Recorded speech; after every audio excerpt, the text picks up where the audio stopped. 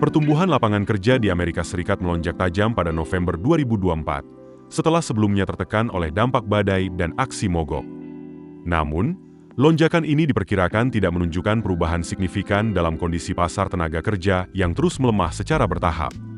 Menurut laporan yang dirilis Departemen Tenaga Kerja AS, sektor non-pertanian mencatatkan peningkatan 227.000 pekerjaan pada November, setelah revisi naik menjadi 36.000 pada Oktober. Angka ini melampaui prediksi para ekonom yang disurvei oleh Reuters, yang memperkirakan pertumbuhan sebanyak 200.000 pekerjaan. Kenaikan pada November mencerminkan pemulihan setelah gangguan signifikan yang terjadi pada Oktober akibat badai Helene dan Milton, serta aksi mogok besar di pabrik Boeing di pantai barat. Namun, beberapa ekonom menyarankan untuk merata-ratakan data Oktober dan November guna mendapatkan tren yang lebih akurat. Tingkat respons survei terhadap data Oktober juga menjadi perhatian.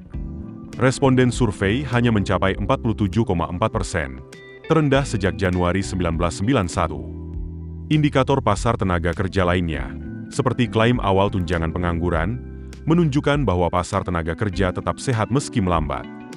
Tingkat pengangguran naik menjadi 4,2%, setelah stabil di level 4,1% selama 2 bulan berturut-turut. Upah rata-rata per jam meningkat 0,4% pada November, sama dengan kenaikan di bulan sebelumnya. Secara tahunan, upah tumbuh 4,0%, menunjukkan kekuatan dalam pertumbuhan pendapatan meskipun pasar tenaga kerja melemah. Pada Jumat pagi, pasar keuangan memperkirakan peluang 72% bahwa The Fed akan memangkas suku bunga sebesar 25 basis poin pada pertemuan kebijakan 17 hingga 18 Desember. The Fed telah memangkas suku bunga sebanyak 75 basis poin sejak September 2024. Namun, dengan ekonomi yang terus tumbuh, inflasi yang tetap di atas target 2%, serta ketidakpastian kebijakan di bawah pemerintahan Presiden terpilih Donald Trump, prospek pemangkasan suku bunga lebih lanjut pada 2025 masih tidak jelas.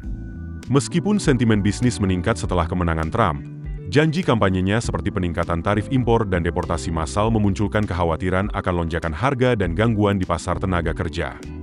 Para trader memperkirakan adanya 2 pemangkasan suku bunga lagi pada tahun depan, dengan kemungkinan besar pemangkasan ketiga pada akhir 2025.